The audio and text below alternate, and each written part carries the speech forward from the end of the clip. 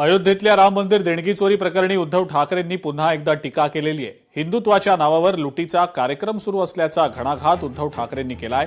हिंदूंनी झोपून राहू नये, जागं राहिलं पाहिजे असं आवाहनही त्यांनी केलंय। हिंदूंना लुटण्याचं काम करत असतील तर त्यांना जागा दाखवून दिली पाहिजे असंही उद्धव ठाकरेंनी आवाहन केलंय।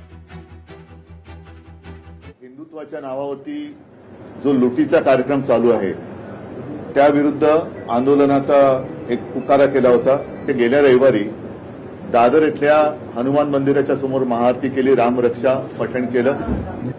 येत्या 18 तारखेला नागपूरमध्ये हा कार्यक्रम होईल, जिथे मी स्वतः जाणार आहे।